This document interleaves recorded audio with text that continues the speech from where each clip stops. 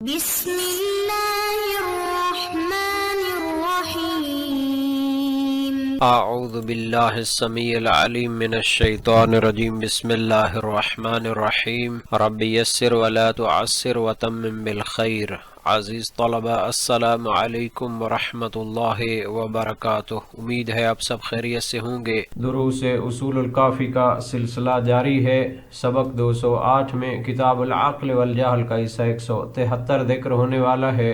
سب سے پہلے خلاصہ جات کو دیکھ لیتے ہیں۔ گزشتہ درس میں ایک تو سابقہ بحث کا تتمہ تھا، شارحین کی تحلیل بیان ہوئی، حکمت کی گہرائی تک پہنچنے کا طریقہ اور اس میں پیش آنے والے اشکال دور کی تحلیل کی گئی، ادب صالح تک پہنچنے کا وسیلہ اور قرآنی اور روایی شواہد بھی بیان کیے گئے ہیں۔ اس بحث میں بھی سابقہ بحث کا تتمہ ہے، ملا صالح مازندرانی کی تحقیقات بیان کی جائیں گی، قرآنی اور روایی شواہد اور متعلقہ علمی مسائل کی تحقیق پیش کی جائے گی۔ جناب ملا صالح حسن سیاست کے متعلق نہایت اہم مطالب کو بیان کرتے ہیں۔ حسن سیاست کا دائرہ بدن، منزل اور مدینہ سے قرار دیا ہے۔ سیاست 3 سطحوں پر ہوتی ہے۔ الف سیاست بدن، نفس اور بدن کی تدبیر، حواس، قوا اور جوارح کا نظم، اوامر و نواہی کے ذریعے ظاہری اور باطنی اصلاح۔ سیاست منزل، اہل خانہ، خدام اور قریبی افراد، ان کی دینی اور اخلاقی تربیت، باہمی تعاون، الفت اور نظم خانہ داری۔ سیاست مدینہ،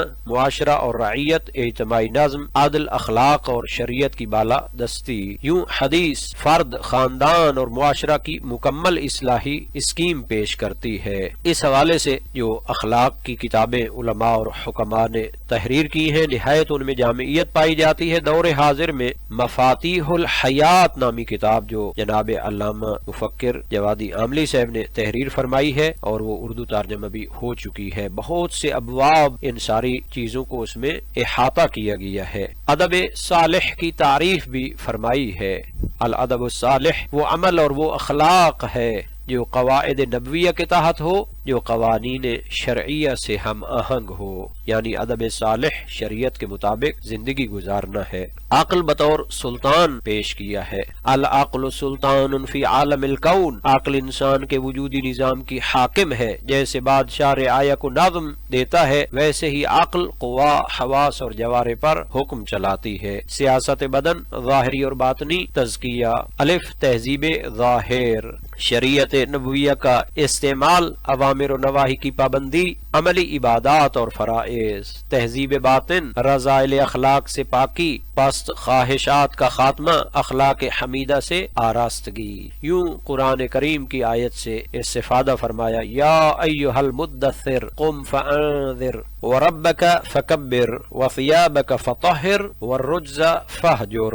یہ آیات ظاہر، کپڑے، باطن، رجز، دعوت اور ذمہ داری سب کی اصلاح کا جامع منشور ہے۔ پس اللہ تعالی نے اپنے نبی کو انخصال پسندیدہ کا حکم دیا ہے اور رجز و ناپاکی سے اجتناب کا حکم دیا ہے، جو تمام ملکات ردیہ سے اجتناب کا نام ہے۔ سیاست منزل، خاندان کی تربیت، انسان پر لازم ہے کہ اپنے اہل خانہ، خدام اور حشم کی تربیت کرے، انہیں بھی اوامر و نواہی کا پابند بنائے، دنیاوی اور اخروی صلاح کی طرف لے جائے۔ قرآنی دلیل وَأَنذِرْ عَشِيرَتَكَ الْأَقْرَبِينَ، مزید جامع حکم ہے قُوا أَنفُسَكُمْ وَأَهْلِيكُمْ نَارًا وَقُودُهَا النَّاسُ وَالْحِجَارَةُ، اپنے آپ کو اور اپنے گھر والوں کو جہنم کی آگ سے بچاؤ جس کا ایندھن لوگ اور پتھر ہوں گے۔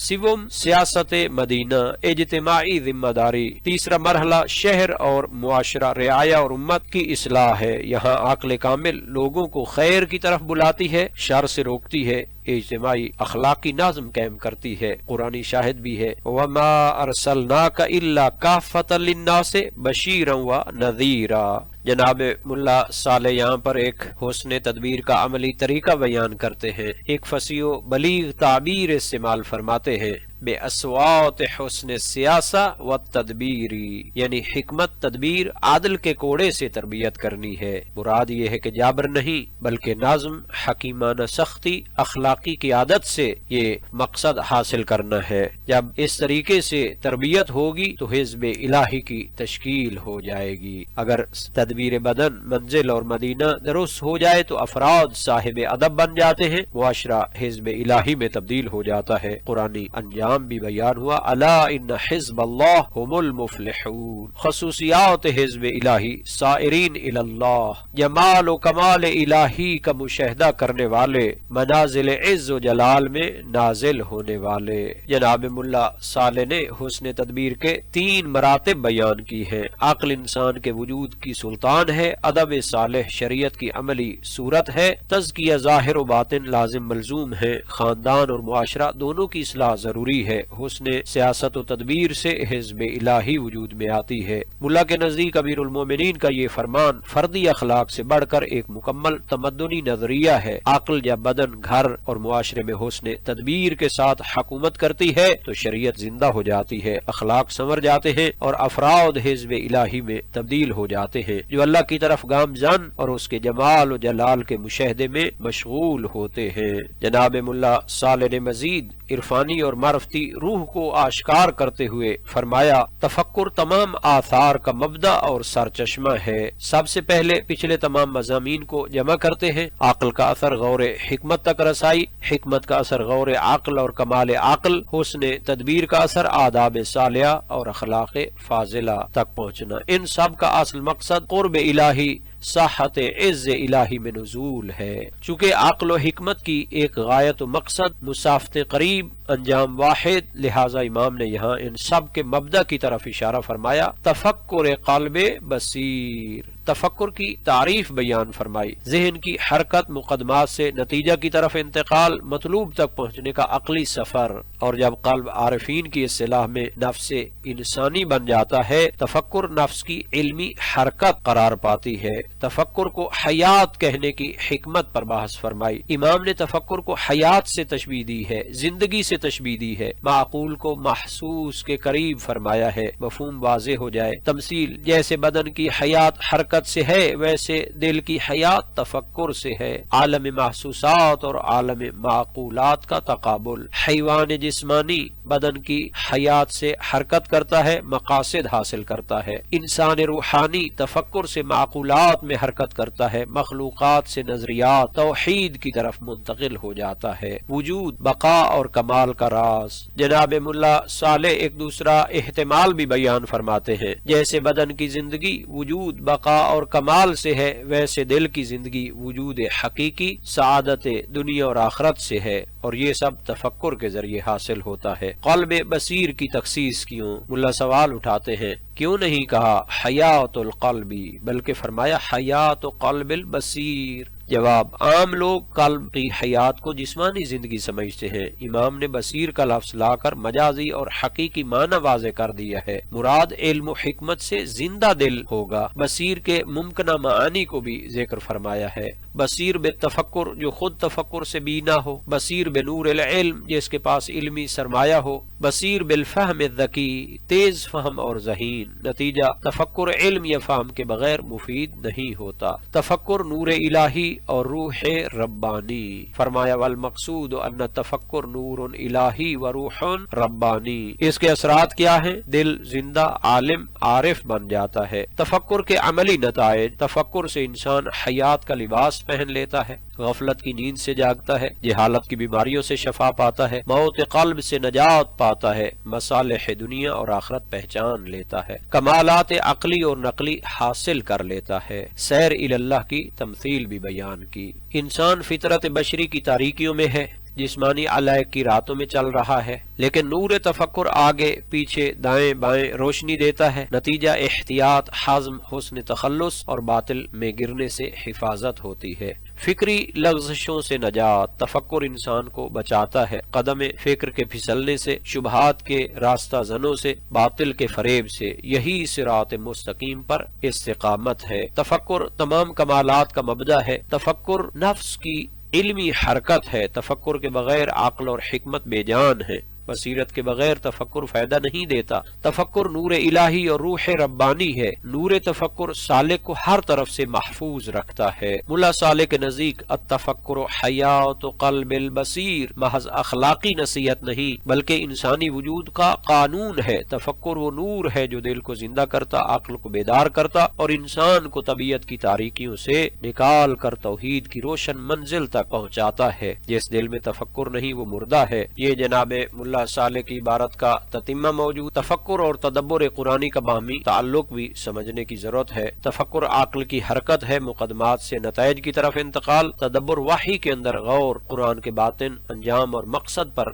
نظر کرنا۔ قرآن میں تفکر اور تدبر کا مطالبہ کیا گیا ہے۔ قرآن صرف تلاوت نہیں بلکہ فکری مشارکت چاہتا ہے۔ افلا یتدبرون القرآن ان فی ذلک لآیات لقوم یتفکرون۔ تدبر کے بغیر قرآن الفاظ رہ جاتا ہے، ہدایت نہیں بنتا۔ ملا صالح کے نزدیک تفکر آیات آفاق و انفس میں، تدبر آیات قرآن میں، دونوں مل کر قلب بصیر کو زندہ کرتے ہیں۔ جو قرآن پڑھتا ہے مگر تدبر نہیں کرتا وہ ساکن ہے، اور جو تفکر اور تدبر کے ساتھ قرآن سے جڑتا ہے وہ سالک بن جاتا ہے۔ جہاں تک حدیث کے مطالب کی تحلیل کا تعلق ہے تو تفکر، ذکر اور یقین کا باہمی ربط سمجھنا چاہیے۔ یہ حصہ عرفانی سلوک کی بنیاد ہے۔ تفکر انسان کو حقیقت دکھاتا ہے، ذکر انسان کو حقیقت سے جوڑتا ہے۔ تفکر بغیر ذکر خشک فلسفہ، ذکر بغیر تفکر کے بے سمت جذبات ہیں۔ ذکر دل کو ثابت کرتا ہے، کثرت ذکر شک کو کم، یقین کو بڑھاتا ہے۔ الا بذکر اللہ تطمئن القلوب، یقین تردد کو ختم کرتا ہے، حسن تخلص پیدا کرتا ہے، قلت التربص کی بنیاد بنتا ہے۔ یہاں تک معاصر تطبیق کا تعلق ہے تو عصر حاضر کی بڑی بیماری فکری جمود ہے۔ معلومات بہت زیادہ ہیں، تفکر کم ہے، تجزیہ سطحی، یقین ناپید، نتیجہ ذہین مگر متردد انسان، عالم مگر بے عمل معاشرہ، غفلت، مسلسل مشغولیت، مسلسل انتشار۔ تفکر کے لیے سکوت نہیں، خلوت نہیں، دل زندہ نہیں، صرف رد عمل باقی ہے۔ تو یہاں پر فردی اصلاح، فکری بیداری، اجتماعی نجات کا مکمل نسخہ امام نے بیان فرمایا۔ اہل علم کی ذمہ داری ہے، خاص طور پر محدث، مدرس، خطیب، ذمہ داری معلومات نہیں بلکہ تفکر کا طریقہ سکھانا ہے۔ تفکر قرآن کو زندہ کرتا ہے، تدبر وحی کو حال بناتا ہے، ذکر دل کو جوڑتا ہے، یقین عمل کو جنم دیتا ہے۔ فکری غفلت سب سے بڑی مشکل ہے، اور یہ حدیث فکری اور روحانی شفا ہے۔ اگر دل میں تفکر نہیں تو عقل بے جان ہے، اگر تفکر ذکر سے خالی ہے تو راستہ کھو جاتا ہے، اگر یقین پیدا نہ ہو تو انسان ہمیشہ رکا رہتا ہے۔ امیر المومنین علی ابن ابی طالب نے ہمیں سکھایا کہ تفکر دل کی زندگی ہے، یہی زندگی انسان کو حکمت اور یقین اور قرب الہی تک پہنچاتی ہے۔ جناب ملا صالح نے امام کے فرمان کی مزید وضاحت فرمائی ہے، جس انسان کا قلب نور تفکر اور علم سے زندہ ہو وہ صراط حق، منازل عرفان اور مراتب توحید کی طرف ظلمات طبیعت اور کثافت بدن کے درمیان اس طرح چلتا ہے جیسے مسافر اندھیری رات میں مشعل یا چراغ کے نور سے راستہ طے کرتا ہے۔ یہ ایک تمثیلی استعارہ ہے۔ معقول تفکر معرفت کو محسوس چراغ و نور کی شکل میں بیان کیا گیا تاکہ معنی ذہن کے قریب ہو جائے۔ حسن تخلص، فکری نجات اور احتیاط کو بیان فرمایا۔ ممکنہ تعلقات یمشی سے، تفکر سے یا دونوں سے، حال کے طور پر ماشی، چلنے والا، متفکر، غور کرنے والا۔ مراد ایسا تفکر یا سلوک جو باطل کے مواقع سے نجات دلائے، جہاں قدم پھسلنے کا خطرہ ہو، جہاں غلط خیالات، شبہات اور نفسانی وسوسے ہوں۔ حسن تخلص کے اسباب: درست تدبیر، صحیح رائے، فکری احتیاط، عقل و شر کی روشنی۔ یہی وجہ ہے کہ ہر تفکر مفید نہیں بلکہ مدبر، محتاط اور مہذب تفکر ہی نجات دیتا ہے۔ اور تفکر کا دوسرا فائدہ فکری سستی سے اجتناب۔ ذکی اور صاحب فہم انسان مقدمات سے نتائج تک پہنچنے میں غیر ضروری توقف نہیں کرتا، کیونکہ راستے میں رک جانا خوف، شک اور وسوسوں کو دعوت دیتا ہے۔ تمثیل بھی بیان کی۔ اگر مسافر اندھیرے میں رک جائے، نور کے بجھ جانے کا اندیشہ ہو، ڈاکوؤں کا خوف ہو، تو یہ حزم اور احتیاط کے خلاف ہے۔ اسی لیے کہا گیا من سلک سبیل الاحتیاط فلیس بناکب عن الصراط، جو احتیاط کے راستے پر چلے وہ صراط سے نہیں ہٹتا۔ متفکر اور غیر متفکر کا تقابلی انجام بھی بیان کیا ہے۔ متفکر انسان نور الہی سے دنیا اور آخرت کے مصالح پہچانتا ہے، توحید و معارف الہی تک پہنچتا ہے، ظلمات نفس و بدن میں تیزی سے سفر کرتا ہے۔ غیر متفکر انسان مخلوقات میں غور نہیں کرتا، توحید تک منتقل نہیں ہوتا، صرف بدن کی بقا کو محبوب سمجھتا ہے، موت سے بھاگتا ہے، نتیجہ ظاہراً زندہ باطناً مردہ، دنیا میں بھی اندھیروں میں بھٹکتا ہے، موت کے بعد دائمی تاریکی حسرت ابدی اور وحشت دائمی کا شکار ہو جاتا ہے۔ قرآن کریم میں بھی ہے اَوَمَنْ كَانَ مَيْتًا فَأَحْيَيْنَاهُ سورہ انعام 122۔ علم و ایمان سے قلب کی حیات ہوتی ہے۔ يَتَفَكَّرُونَ فِي خَلْقِ السَّمَاوَاتِ وَالْأَرْضِ آل عمران 191۔ وہ آسمانوں اور زمین کی خلقت میں غور و فکر کرتے ہیں۔ وَمَن لَّمْ يَجْعَلِ اللَّهُ لَهُ نُورًا النور 40۔ تفکر نور ہے، نور کے بغیر صراط حق اندھیرا ہے۔ حسن تخلص فکری احتیاط سے، قلت تربص ذکاوت اور سرعت فہم ہے۔ غیر متفکر زندہ لاش ہے، متفکر سالک توحید ہے۔ آج کے سبق کا خلاصہ دیکھ لیتے ہیں۔ عقل کے متعلق حدیث کی تشریح اور توضیح کے متعلق شارحین کی تحلیل بیان ہوئی۔ ادب صالح حاصل کرنے کا طریقہ، ملا سالم مازندرانی کی تحقیقات اور قرآنی اور روایی شواہد بیان کیے گئے ہیں۔ اس درس کے متعلق تمرینی سوالات کو بھی دیکھ لیتے ہیں اور اللہ تعالی سے دعا کرتے ہیں کہ ہمیں قرآن و سنت کو سمجھنے اور ان پر عمل کرنے کی توفیق عطا فرمائے۔